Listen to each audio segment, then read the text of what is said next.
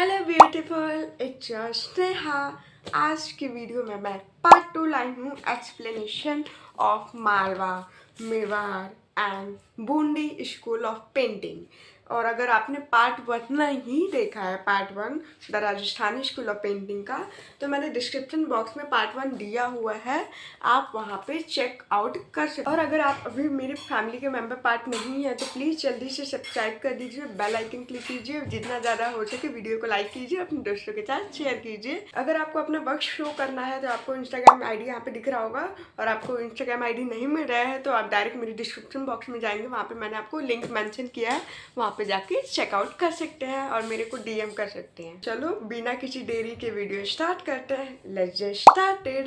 The Malwa school flourished between 1600 and 1700 century and is most representative of the Hindu Rajput court. It is two-dimensionally simplistic language, appears as a consummation of stylistic progression from the Jain manuscript to the Saurapanchika manuscript painting. जो Malwa school की paintings है वो developed और popular हुआ था 1600-1700 century के बीच में, और इस पेंटिंग को इसलिए बनाया गया था ताकि हिंदू राजपूत रूलर का इसमें हम इम्पैक्ट दिखा सकें, उसमें थीम दिखा सकें। और इसको मुस्लिम कोड से कोई इसका इंटरलिंक नहीं है, मुस्लिम कोड के लिए बिल्कुल नहीं था, ये ओनली हिंदू राजपूत रूलर के ऊपर ही पेंटिंग मेनली में बना था। और ये 2 डायमेंशनली में बनाया गया था, सिंपल स्टाइल था, इसमें कोई अटेम्प्ट यूज नहीं हुआ था लाइक हमें रियल डेप्थ शो करना है या रियलिस्टिक दिखाना है, तो इसमें कोई चीज़ नहीं दिखाया था। 2D स्ट्रक्चर में बनाया था, 3D स्ट्रक्चर में नहीं बनाया था। और ये जो स्टाइल है वो जैन मैन्युस्क्रिप्ट पेंटिंग से ही स्टार्ट हो गया था, बहुत पहले जैन मैन्युस्क्रिप्ट पेंटिंग से ही डेवलप होना स्टार्ट हो गया था राजपूत पेंटिंग की स्टाइल। और इसकी जो मैच्योरिटी है वो सौरापंच का मैन्युस्क्रिप्ट पेंटिंग पे आके रुक जाती है।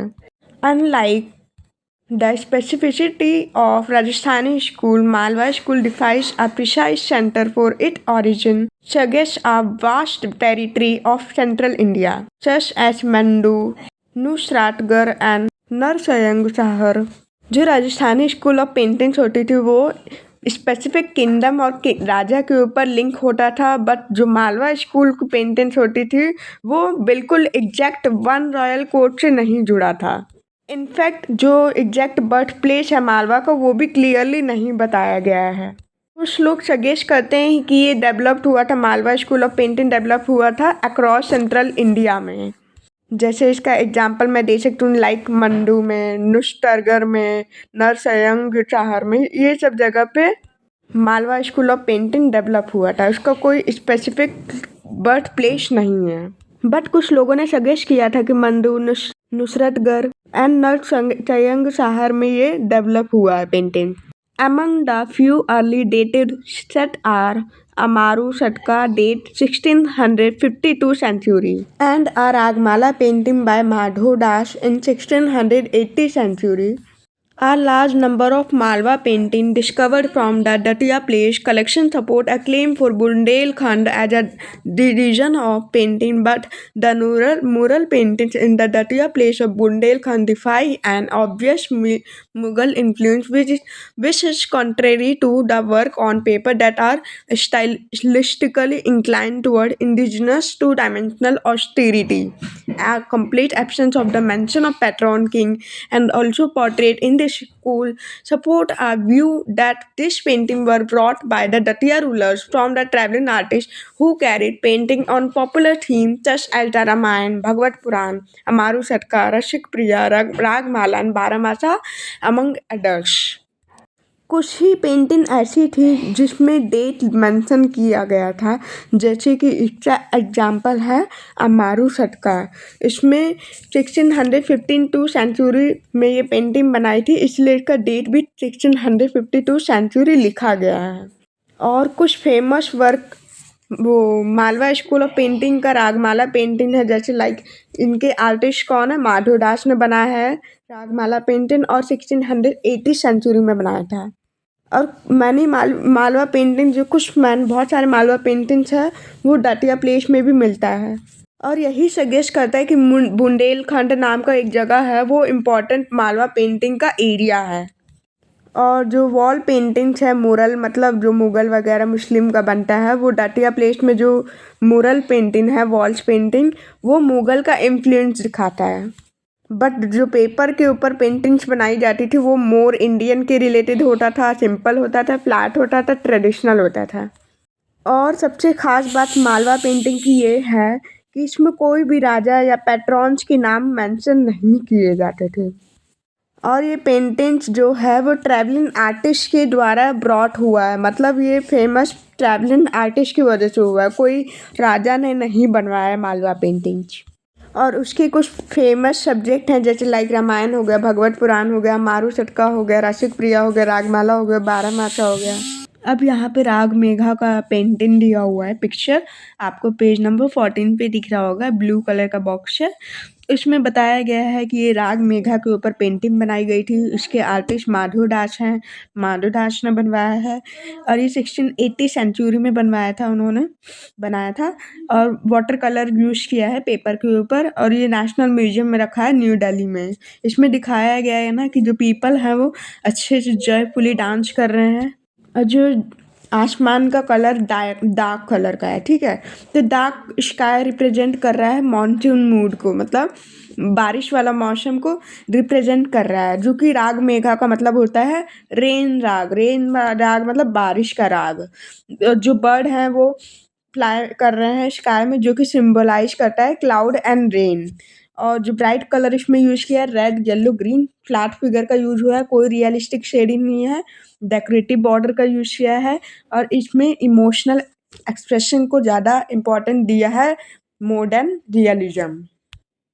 अब नीचे येलो कलर का बॉक्स दिख रहा होगा, उसमें लिखा है कि जो मुगल स्कूल है वो डोमिनेट हुआ था इंडियन पेंटिंग में 16 सेंचुरी में हुआ था। और कुछ इसके इम्पोर्टेंट सेंटर हैं, जैसे दिल्ली हो गया, आगरा हो गया, फतेहपुर सिकरी हो गया, लाहौर हो गया, ये सब इम्पोर्टेंट सेंटर है जहाँ पे इंडियन पेंटिंग में मुगल स्कूल का डोमिनेट हुआ है। और वो ऐसे एरिया में डेवलप हुआ है जहाँ पे मुगल गवर्नर रह चुके हैं। और जो ये स्टाइल यूज करते थे मुगल पेंटिंग्स में, वो मुगल एंड लोकल ट्रेडिशन का मिक्स करके स्टाइल का यूज करते थे। और जो डिक्कनी स्कूल है वो फ्लरिश्ड हुआ है, फ्लरिश मतलब फेमस, अहमदनगर, बीजापुर, गोलकोंडा, हैदराबाद, ये 16 सेंचुरी में डिक्कनी स्कूल ऑफ पेंटिंग फेमस हुआ था। और राजस्थानी पहाड़ी स्कूल जो है, राजस्थानी स्कूल 16 टू 17 सेंचुरी के बीच में हुआ है, और पहाड़ी स्कूल 17 टू 18 सेंचुरी के बीच में फ्लरिश हुआ है। अब आते हैं मेवाड़ स्कूल ऑफ पेंटिंग पे, page number 15। Mewar is conjectured to be a significant early center of painting in Rajasthan, from where, hypothetically, one would have been able to formalize a continuous stylistic tradition of painting from pre-17th century bold indigenous style to the subsequent refined and finer style post-Karan Singh contact with the Mughal. However, long war with the Mughal have wiped out most early examples. Therefore, the emergence of the Mewar school is widely associated with an early dated set of Ragmala painted at Shandwan in 1605 by an artist named Nisardin. The set has a colophon page that reveals the above vital information. The set share its visual aesthetic, direct approach, simpler composition, sporadic decorative details and vibrant color. अब बात करते हैं मेवाड़ की। तो जो Mewar school of paintings होती थी उसको माना जाता है, लोग विश्वास करते हैं कि सबसे पुरानी और इम्पोर्टेंट सेंटर पेंटिंग का राजस्थान में मेवाड़ को दिया जाता है। मेवाड़ का ये क्रेडिट जाता है क्योंकि ये इसमें सबसे पुरानी पेंटिंग सबसे पहले राजस्थान में यहीं पे बनाया गया था, मेवाड़ स्कूल ऑफ पेंटिंग में। और लोग ये भी सोचते हैं कि जो राजस्थान का ट्रेडिशन है वो मेवाड़ की वजह से कंटिन्यूज रहा है, जो कि मेवाड़ में पेंटिंग्स बनाए गए थे, डेवलप हुआ था, उसी की वजह से राजस्थानी का ट्रेडिशन कंटिन्यूज रहा है। और जो पुराने मेवाड़ पेंटिंग्स होते थे, अर्ली मेवाड़ पेंटिंग्स, वो बोल्ड होते थे, इंडिजिनियस होते थे। इंडिजिनियस का मतलब होता है लोकल इंडियन स्टाइल, और सिंपल एंड पावरफुल होता था।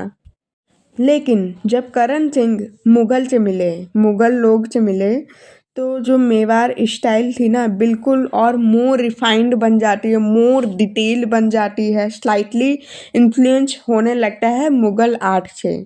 इसलिए करण किंग के आने के बाद थोड़ा थोड़ा चेंजेस आने लगते हैं मेवाड़ स्कूल ऑफ पेंटिंग में। लेकिन due to long war with the Mughal, जैसे कि आपको पता है हमारी मुगल के साथ बहुत लॉन्ग वॉर चली थी राजस्थान वाले राजाओं से। तो जब राजाओं मुगल के बीच में बहुत वॉर हुआ तो जो मेवाड़ स्कूल की पुरानी पेंटिंग्स वो डिस्ट्रॉयड हो गए थे। उसमें मुगल लोगों ने हमारी मेवाड़ की पेंटिंग जला दिए थे। तो जो हिस्टोरियंस है उन्होंने गेस किया कि जो हमारी मेवाड़ स्कूल ऑफ पेंटिंग है उन्होंने इसको कंटिन्यू रखा, सर्वाइविंग पेंटिंग से कनेक्ट किया। यानी कि जो स्टार्टिंग में पुरानी मेवाड़ की पेंटिंग्स होती थी इसको प्रेजेंट वाले मेवाड़ पेंटिंग से कनेक्ट करना हिस्टोरियंस ने स्टार्ट कर दिया था। और सबसे the earliest non Mewar painting जो था, सबसे पुराना पेंटिंग जो था वो रागमाला सीरीज था जो कि सावंत में पेंट किया गया था और ये 1605 सेंचुरी में हुआ था। और ये जो रागमाला सीरीज है यानी कि रागमाला सेट भी बोल सकते हो, वो पेंट किया था निसार्डिंग ने 1605 में। और रागमाला सीरीज का एक कॉलिफोन पेज है, सेट ऑफ कॉलिफोन पेज है जिसमें रिकॉर्ड रिटर्न है, जैसे लाइक आर्टिस्ट का नेम, प्लेस, डेट, ये सब चीज़ें मेंशन है रागमाला सीरीज में। और ये जो स्टाइल है बिल्कुल सिमिलर लुक देता है ओल्डर पेंटिंग की तरह। और रागमाला सीरीज में स्टोरी टेलिंग जो है बहुत ही अच्छे से समझाया गया है। इसमें फिगर्स का बहुत अच्छे से सिंपल अरेंजमेंट किया है रागमाला पेंटिंग में। और उसमें जो डेकोरेशन हुआ है वो लिमिट में हुआ है लेकिन बहुत ही अच्छे से हुआ है, इफेक्टिव डेकोरेशन हुआ है, ब्राइट एंड बोल्ड कलर का यूज़ किया है। The reign of Jagat Singh I, 1628 to 1652, is recognized as the period when pictorial aesthetic got reformulated under virtuose artists Sahibuddin and Manohar, who added new vitality to the style and vocabulary of Mewar painting. Sahibuddin painted at the Ragmala 1628, Rashik Priya Bhagavad Puran 1648 and the Yuddh Khand of Ramayana 1652 a folio of which is discussed here। यहाँ पे अगर हम बात करें Mewar painting की तो सबसे ज़्यादा डेवलपमेंट पीरियड मेवाड़ पेंटिंग का एक राजा की वजह से हुआ है जिनका नाम जगत सिंह फर्स्ट है। उनको सबसे ज़्यादा मेजर डेवलपमेंट बोला जाता है इन पीरियड के लिए बिकॉज उन्होंने मेवाड़ पेंटिंग को बहुत डेवलप कराया है। और उनके शासन के टाइम पे पेंटिंग जो है फिर से रीडिज़ाइन किया जाता है, रीफॉर्मुलेटेड मतलब रीडिज़ाइन करना और इम्प्रूव्ड किया जाता है। जो पेंटिंग्स की स्टाइल है उसको इम्प्रूव करते हैं। और जो जगत सिंह का शासनकाल आता है तो उसमें दो फेमस आर्टिस्ट थे जो काम करते थे उनके अंडर, जिनका नाम है साहिबुद्दीन एंड मनोहर। और यही आर्टिस्ट ने पेंटिंग्स को बहुत मोर लाइवली बनाया, इम्प्रूव्ड किया स्टोरी टेलिंग को। स्टोरी टेलिंग मतलब जो कहानी को बताता है, जिस पेंटिंग के थ्रू कहानी को बताना उसको स्टोरी टेलिंग बोलते हैं। तो उसको इम्प्रूवमेंट किया और उसके अंदर थीम्स को इनरिच किया और स्टाइल को डेवलप किया। अब साहिबुद्दीन का मैं वर्क बताती हूँ कि उन्होंने क्या क्या किया। साहिबुद्दीन जो हैं उन्होंने रागमाला को पेंट किया 1628 में। गाइस इस पैराग्राफ में ना दो रागमाला है। एक रागमाला जो है निषादिन का है जो कि 1605 में पेंट किया गया था रागमाला सीरीज को, और एक रागमाला है साहिबुद्दीन का जिन्होंने 1628 में ये पेंट किया था। और जो निषादिन वाला रागमाला है ना वो सावंत में पेंट किया था, और जो साहिबुद्दीन वाला रागमाला है वो जगत सिंह के टाइम पे किया था। तो आप कंफ्यूज मत हो जाना। उन्होंने कुछ इलस्ट्रेशन भी किया है जैसे लाइक रसिक प्रिया भगवत पुराण इन 1648। उन्होंने युद्ध खंड भी बनाया है रामायण का इन 1652।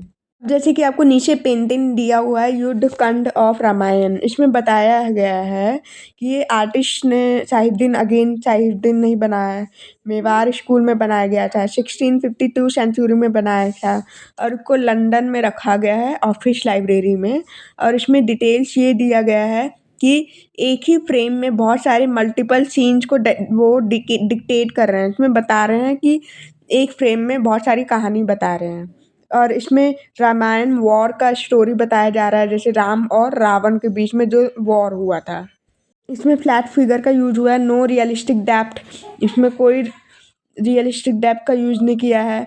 रेड कलर ज़्यादा यूज हुआ है, येलो एंड ब्लू यूज हुआ, बोल्ड आउटलाइन यूज हुए हैं, आर्किटेक्चर यूज किया गया है ताकि वो डिवाइड कर सकें सीन्स को। इसमें एक्सप्रेशन और एक्शन बहुत ही ड्रामेटिक है और जो डेकोरेटिव बॉर्डर इसमें प्रेजेंट है। मेवाड़ का फीचर्स यही है कि ना, मुगल पेंटिंग की तरह वो रियलिज्म के ऊपर विश्वास नहीं रखते थे, वो नॉर्मल 2D स्ट्रक्चर बना के पेंटिंग को डिपिक्ट करते थे। Manohar most significant work is that of Balkand of Ramayana 1649. Another exceptionally gifted artist, Jagannath, painted the Bihari Satyasai in 1719, which remains a unique contribution of the Mewar school.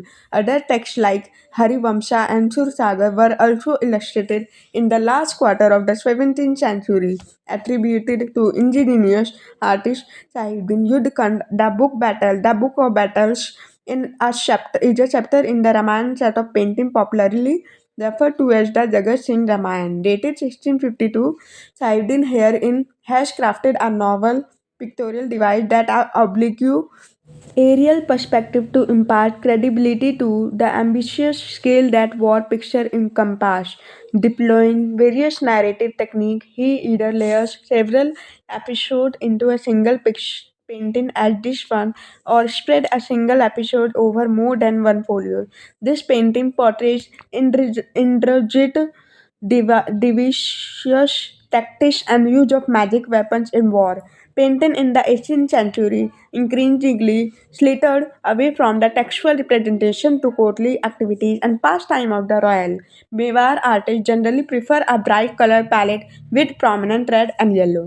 अब सबसे important work जो artist मनोहर ने किया है, जो सबसे important work किया है, काम किया उन्होंने, वो बालकंड के ऊपर पेंटिंग्स बनाई है। रामायण के ऊपर बालकंड में पेंटिंग्स बनाई है। चाइल्डहुड सेक्शन 1649 में बनाया था उन्होंने। और जो दूसरे टैलेंट आर्टिस्ट हैं, जो जगन्नाथ ने बिहारी सत्यसाई पेंट किया था 1719 में। और यही सब वर्क जो है इंडिकेट करता है special and unique tradition in Mewar painting. इसमें अदर रिलीजियस भी इंक्लूड था, जैसे लिटरेरी टेक्स्ट भी इंक्लूड था, जैसे लाइक हो गया हरिवंशा। ये सब चीज़ें भी मेवाड़ पेंटिंग्स में इंक्लूड थे। जो साहिबुद्दीन है बहुत ही क्रिएटिव आर्टिस्ट है।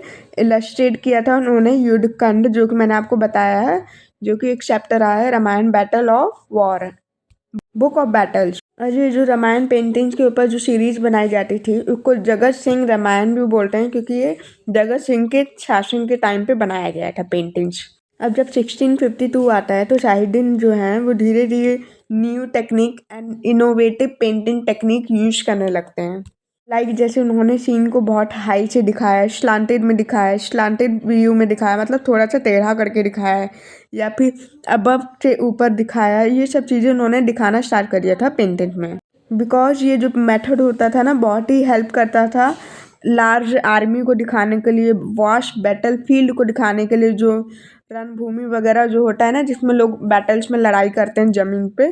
जैसे आपको वहाँ पे सामने पेंटिंग दिया हुआ है महाराणा जगत सिंह का मेवाड़ वाला, उसमें पूरा ये दिख रहा है, पूरा ज़मीन दिख रहा है कि लोग कैसे लड़ाई कर रहे हैं। तो ये सब चीज़ें न्यू टेक्निक यूज़ करने लग गए, सो दैट ये सब चीज़ें हम लार्ज आर्मी को वास्ट बैटल फील्ड को दिखा सकें, और एक ही बहुत सारे इवेंट को एक साथ जोड़ देते थे ताकि making the war scene look grand and believable.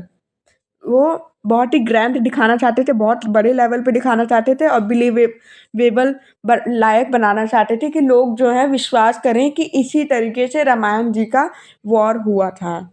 अब साहिबुद्दीन जो है वो स्टोरी टेलिंग के लिए बहुत सारे डिफरेंट मेथड यूज़ करते हैं पेंटिंग्स में, जैसे लाइक एक ही पेंटिंग्स में मल्टीपल सीन दिखा देना, कंटिन्यूस नरेशन करना, ये सब चीज़ें इनकी आदत थी। और समटाइम वो तो ऐसे भी करते थे कि अगर एक ही पेज में एक सीन को दिखा दिया, ख़त्म हो गया, इसमें पेज नहीं बचा, तो वो दूसरे पेज से वापस कंटिन्यू करेंगे, सेवरल पेजेस से दूसरा कंटिन्यू ये कहानी स्टार्ट करते हैं।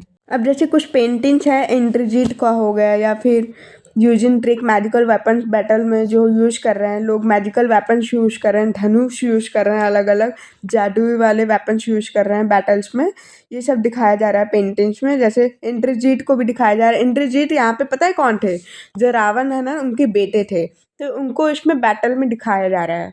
बैटल का मतलब होता है वॉर, लड़ाई जो होता है। और जब 18th सेंचुरी आता है ना, तो पेंटिंग जो है वो बहुत ही उसके ऊपर कहानी लिखना कम कर दिए थे और लोग ज़्यादा फोकस करने लग गए थे रॉयल लाइफ एंड एंटरटेनमेंट पे। वो इलस्ट्रेशन बहुत कम करने लग गए थे और रॉयल लाइफ की तरफ ज़्यादा ध्यान देने लग गए थे। और जो आर्टिस्ट हैं वो अलग अलग चीज़ों के ऊपर पेंटिंग बनाने लग गए थे, जैसे फेस्टिवल हो गया, हंटिंग हो गया, रॉयल लीजर सीन हो गया। लीजर मतलब एक्टिविटी, डेली लाइफ एक्टिविटी जो राजाए का होता है ना, वो लिखने लग गए थे, पेंटिंग्स बनाने लग गए थे। और जो मेवाड़ पेंटिंग्स होती है उसमें यूजुअली जो है red and yellow as a dominant colour use करते हैं मेवाड़ पेंटिंग्स में। अब बगल में आपको सामने सबसे ऊपर पिक्चर दिया हुआ है पेज नंबर 16 पे, तो मैं उसको एक्सप्लेन करती हूँ। Maharana Jagat Singh second of Mewar Hawking. तो इसका टाइटल है Maharana Jagat Singh second of Mewar Hawking. ये 1744 सेंचुरी में बनाया था और मेवाड़ में बनाया था और इसको म्यूजियम ऑफ आर्ट न्यूयॉर्क में रखा गया है। और इस पेंटिंग में ये दिखा रहा है कि जो महाराणा जगत सिंह सेकेंड है वो हंट कर रहे हैं हॉक को। रॉयल पास टाइम जो होता है ना, जो पुराने ज़माने में राजाएं का एक होता था, उनका ना हॉबी होता था हंटिंग करना, तो उसमें यही दिखाया जा रहा है। और उसमें लार्ज लैंडस्केप दिखाया गया है अबव से, बहुत ऊपर से, आसमान से लार्ज लैंडस्केप दिखा रहे हैं एरियल व्यू से, एरियल पर्सपेक्टिव से। और ये पेंटिंग दर्शाता है कि जो मेवाड़ है, मेवाड़ का जो आर्ट स्टाइल था वो धीरे धीरे शिफ्ट होने लग गया था religious text to royal activity. Religious मतलब जैसे रामायण के ऊपर पहले जो पेंटिंग बनाते थे, अब धीरे धीरे रॉयल राजा के ऊपर पेंटिंग बनाना स्टार्ट कर दिए थे। अब पेज नंबर 17 पे आइए। नथ द्वारा से लेकर रिपोर्टेज तक जो पूरा पैराग्राफ लिखा हुआ है मैं आपको एक्सप्लेन कर रही हूँ, इसका मतलब क्या है। नथ द्वारा एक ऐसा एक टाउन है, मतलब जो है उदयपुर के पास में है। नथ द्वारा एक प्लेस है जो कि उदयपुर के पास में एक टाउन है और ये प्रोमिनेंट है वैष्णवी सेंटर से, और को as a emerge as a school of painting भी बोला जाता है 17th सेंचुरी में। सिंपल मीनिंग ये है कि जो नथद्वारा है एक छोटा सा टाउन है जो कि उदयपुर के पास में है। वैष्णवी सेंटर भी उसको प्रोमिनेंट है, ठीक है।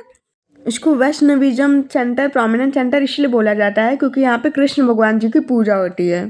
और जब 1600 सेंचुरी आता है तो नथ द्वारा भी बहुत ही फेमस स्कूल बन जाता है, स्कूल ऑफ पेंटिंग बन जाता है मेवाड़ का 1600 सेंचुरी में, नथ द्वारा। और जो बड़े बड़े कपड़े यूज़ करते थे ना पेंटिंग बनाने के लिए, उसी को हम पिशवेश बोलते हैं, पिशवेश।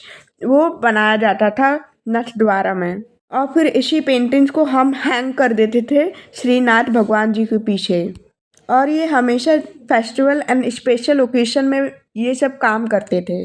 अब जैसे कि आपको दिख रहा होगा ऊपर पेंटिंग्स है श्रीनाथ भगवान जी और उनके पीछे बड़ी सी पेंटिंग्स है कपड़े वाले, पिशवेश बोलते हैं। वही सब नथ द्वारा में होता था। ये बोल रहे हैं कि जब 1700 आता है तो जो मेवाड़ पेंटिंग ना, मेवाड़ पेंटिंग धीरे धीरे नॉन रिलीजियस के ऊपर शिफ्ट हो रही थी और ये लोग रॉयल कोर्ट लाइफ के ऊपर पेंटिंग्स बनाना स्टार्ट कर दिए थे। और जो आर्टिस्ट हैं बहुत ही ज़्यादा इंटरेस्ट हो जाते हैं धीरे धीरे किंग एंड नोबल्स के ऊपर पोर्ट्रेट बनाने में, और वो ग्रैंड कोर्ट सीन को पेंटिंग्स करते थे, हंटिंग सीन के ऊपर पेंटिंग्स बनाते थे, फेस्टिवल के ऊपर बनाते थे, वुमेन एक्टिविटीज़ का बनाते थे जिनान में, स्पोर्ट एंड गेम्स के ऊपर बनाते थे। जैसे कि हम एक एग्जांपल देख चुके हैं ऑलरेडी, मैंने आपको पेज नंबर 16 पे जो पिक्चर गिवन है को मैंने समझाया था कि महाराणा जगत सिंह सेकेंड को दिखाया गया है। यहाँ पे वो ट्रैवलिंग कर रहे हैं विलेज के थ्रू और वो हॉकिन को हंट कर रहे हैं। हॉकिन मतलब होता है बर्ड, बर्ड का नाम है, चिड़िया का नाम है, वो को हंट कर रहे हैं। और ये लैंडस्केप में जो दिखाया गया है वो स्लांटेड एंगल से दिखाया गया है और ये जो हराइजन है बहुत ही हाई से ड्राइंग किया गया है एज़ कम्पेयर टू नॉर्मल। जो हम नॉर्मल हॉराइजन लाइन बनाते हैं उससे बहुत ज़्यादा हाईएस्ट लेवल पे किया गया है। इसमें आर्टिस्ट जो है wide and endless view of nature दिखाना चाह रहे हैं। अब आते हैं बूंदी स्कूल ऑफ पेंटिंग से। आप प्रोलिफिक से लेके art of school of painting से मैं बताती हूँ जो लिखा है ना, he is known to have encourage the art of painting, उसको मैं पूरा एक्सप्लेन करती हूँ डायरेक्ट। जो सबसे पुरानी बूंदी का पेंटिंग्स है वो सबसे पुरानी रागमाला है, जो कि 1591 में बनाया गया था और कुछ में बनाया गया था। और ये भोज सिंह के शासन के टाइम पे बनाया गया था, हादा राजपूत रूलर। ये याद रखना कि 1591 में बनाया गया था बूंदी रागमाला, भोज सिंह का जब रिज्न चल रहा था। रिज्न मतलब शासनकाल। जो बूंदी पेंसिल्स है ना, धीरे धीरे ग्रो करने लगती है अंडर द रिज्न ऑफ राव चट्टरसल। लेकिन जब बाद में राव भाव सिंह इनका जब बेटा राजा बन जाता है तो वो आर्टिस्ट को सपोर्ट करने लगते हैं। और जो पेंटिंग्स में न्यू आइडिया और स्टाइल डेवलप हो रहा था ना, वो अनिरुद्ध सिंह के और बुद्ध सिंह के शासन के टाइम पे यूज हो रहा था। नए न्यू आइडियाज यूज कर रहे थे लोग पेंटिंग्स में। कुछ पेंटिंग तो ऐसी है जिसमें बुद्ध सिंह राजा हैं, बुद्ध सिंह, उनको दिखाया गया है as a recognisable moustache face. Whiskered face मतलब होता है माउस्टेश। लेकिन बुद्ध सिंह जो राजा हैं, उन्होंने बहुत सारे पॉलिटिकल प्रॉब्लम फेस किया है और उन्होंने टोटल 4 बार अपना किंगडम लॉस किया है। किंगडम मतलब शासन खोया है। लेकिन ये सब हालात होने के बावजूद भी वो उस पेंटिंग और उन आर्टिस्ट को सपोर्ट करते थे। अब पेज नंबर 18 पे आ जाइए। पेज नंबर 18 से पेंटिंग से लेकर पूरा एंड तक जो रजनीश खम्बावती दिया हुआ है ना, मैं तक पूरा फ्यू ऑर्डर्स तक एक्सप्लेन करती हूँ। जो पेज नंबर 19 पे फ्यू ऑर्डर्स तक दिया है ना रागा दीपक से, मैं उसको एक्सप्लेन करती हूँ। इसमें बोल रहे हैं कि जो बूंदी की पेंटिंग थी ना, अब वो धीरे धीरे ना मोस्ट मेच्योर हो रही थी, धीरे धीरे मेच्योर हो रही थी ड्यूरिंग दिस पीरियड।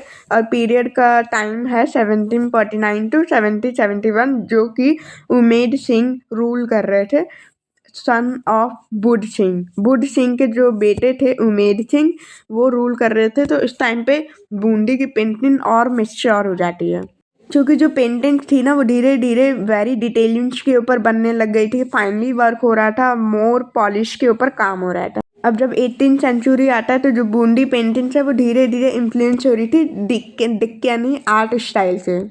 आर्टिस्ट इसमें bright strong and vivid colour use करते थे। बिसेन सिंह जो है, उन्होंने बूंदी को बहुत ज़्यादा लॉन्ग टाइम के लिए रूल किया है, टोटल मैक्सिमम 48 ईयर्स तक रूल किया है। और उन्हें बहुत ही डीप नॉलेज था और अप्रिसिएशन ऑफ आर्ट था, वो अप्रिशिएट करते थे बहुत ज़्यादा आर्ट को। बिसेन सिंह जो राजा थे, उन्हें हंटिंग करना बहुत पसंद था, स्पेशली वाइल्ड एनिमल्स को। बिकॉज ऑफ दिस बिहेवियर, जो उनका बिहेवियर था हंटिंग करने का, और तो हंटिंग सीन वाला जो पेंटिंग था वो बहुत ही कॉमन सब्जेक्ट हो गया था। बट जब बिसेन सिंह के बाद राम सिंह रूल करते हैं बूंदी को, तो वो जो पैलेस वॉल होता है चित्रशाला, वो धीरे धीरे डेकोरेट करने लग गए थे मूरल वॉल पेंटिंग से। और जो वॉल पेंटिंग है वो दिखाता था royal procession, hunting scene, stories of lord Krishna. अब जब फाइनल फेज आता है बूंदी पेंटिंग का, तो उसको हम देख सकते हैं इस तरीके से कि मूरल्स पेंटिंग्स के बाद ही वो फाइनल पेज बूंदी पेंटिंग का ख़त्म होता है। अब अगर हम बात करें बूंदी और कोटा स्कूल ऑफ पेंटिंग का, तो हम इसमें ये कॉमन फीचर्स बता सकते हैं कि दोनों में ग्रीन लैंडस्केप यूज करते थे बूंदी और कोटा में, और डेंस वेजिटेशन यूज करते थे। डेंस मतलब हैवी। लैंडस्केप में प्लांट, एनिमल, बर्ड को इंक्लूड करते थे, और नेचुरल एलिमेंट में हिल्स, हिल्स मतलब पहाड़, जंगल को यूज करते थे, रिवर को यूज करते थे। ये सब कॉमन था, लेक्स, रिवर, जंगल, हिल्स, ये सब चीज़ें दोनों में कॉमन था, कोटा एंड बूंदी में। और बहुत सारे बूंदी की पेंटिंग्स, तो कुछ ऐसे पेंटिंग्स दिखाए गए हैं जिसमें राजा घोड़ों को राइड कर रहा है, और जो रॉयल है वो पोर्ट्रेट इसमें दिखाया गया है। इसमें एलिफेंट का बहुत अच्छे से ड्राइंग करते थे बूंदी स्कूल ऑफ पेंटिंग में, मोर देन अदर स्कूल। जो अलग अलग स्कूल हो गया, जैसे कोटा स्कूल हो गया, मेवाड़, ये सब हो गया ना, इससे सबसे ज़्यादा अच्छा एलिफेंट का ड्राइंग बूंदी में हुआ है, और कोटा में भी। ये एलिफेंट का जो ड्राइंग करते थे वो कोटा और बूंदी दोनों में कॉमन हो गया था, दोनों में ही देखा जाता है। और जो बूंदी पेंटर्स होते थे ना, ब्यूटी आइडियल के ऊपर फोकस करते थे जब पेंटिंग्स बनाते थे। तो ब्यूटी ब्यूटी आइडियल्स मतलब जो वुमेन को है एकदम स्मॉल बिल्ट में दिखाएंगे, राउंड फेस दिखाएंगे, फॉरहेड को बड़ा करते हुए दिखाएंगे, नोज को शार्प में दिखा देंगे, चिक को बहुत फूले फूले दिखा देंगे, थिन दिखाएंगे, शार्प आईब्रो यूज करेंगे, नैरो वेस्ट यूज करेंगे। नैरो वेस्ट मतलब पतली कमर। और जैसे कि मैंने आपको बताया था कि बूंदी की सबसे पुरानी पेंटिंग थी रागमाला सीरीज, और इसका जो है पर्शियन इंस्क्रिप्शन है जो कि 1591 सेंचुरी में बनाया गया था। ये सब मैंने आपको पहले ही बता दिया है। हाँ, अब जैसे कि मैंने आपको बताया कि इसमें पाषाण इंस्क्रिप्शन हुआ है, तो इसका मतलब ये है कि इसमें आर्टिस्ट कुछ कुछ इंक्लूड है, जैसे शेख हुसैन हो गया, शेख हसन हो गया, शेख अली हो गया, शेख हटीम हो गया, ये सब इंस्क्रिप्शन थे पाषाण के। और ये लोग जो मैंने अभी नाम बताया इनका, मुस्लिम का जो नाम बताया पाषाण मुस्लिम का, वो जो आर्टिस्ट थे ना वो फेमस मास्टर के स्टूडेंट थे। और उनके जो टीचर होते थे ना वो मुगल कोड के पेंटर थे, मुगल के ऊपर पेंटिंग्स बनाते थे जिसमें मुगल का इन्फ्लुएंस शो करते थे। अब एक पेंटिंग है जो कि सुनार में बनाया गया था, बनारस में है, जहाँ पे सुनार में राव भोज सिंह और उनके पापा राव सुरजन सिंह मेंटेन करते हैं बनारस वाले प्लेस को सुनार में। और जो सुनार की पेंटिंग्स है वो कुछ ही पेजेस बचे हैं, बाकी सब डिस्ट्रॉयड हो गए हैं, कुछ ही पेज सर्वाइव है। जैसे हम इसका एग्जांपल दे सकते हैं रगनी खम्बावती। बस यही सुनार की पेंटिंग जो है रगनी खम्बावती, जो राव भोज सिंह एंड राव सुरजन सिंह के टाइम पे बनाई गई थी, ये सिर्फ रगनीश खम्बावती है पेंटिंग्स। अब आपको लेफ्ट साइड में इमेज दिख रहा होगा पेज नंबर 18 पे, ये इसका टाइटल है राग दीपक का। राग दीपक के ऊपर बनाया गया है और इसका सीरीज रागमाला है, और ये बूंदी स्कूल में बनाया गया था 1591 में, और ये सुनार में बनाया गया था भरत, और कवि को वाराणसी में रखा गया है भरत कला भवन में। इसमें दिखा रहे हैं कि जो कपल बैठे हुए हैं सेंटर में वो अपना एक्सप्रेस कर रहे हैं इमोशंस को। इसमें red and yellow colour use किया है, डेकोरेटिव बॉर्डर है, फ्लैट है, स्टाइलिश फिगर है, और म्यूजिकल थीम के ऊपर बनाया गया राग। इसमें दिखाता है कि जो पुरानी बूंदी की स्टाइल थी वो मुगल से इन्फ्लुएंस हुई थी। तो आज तक के लिए यही था, मतलब पे पार्ट 2 में बस हम यहीं तक करेंगे। नेक्स्ट पार्ट 3 के लिए आप मुझे कमेंट कीजिएगा, मैं जल्द से जल्द पार्ट 3 भी लाऊंगी जिसमें मैं पेज नंबर 19 से एक्सप्लेन करूंगी। तो मिलते हैं नेक्स्ट वीडियो के लिए, बाय बाय क्यूटी।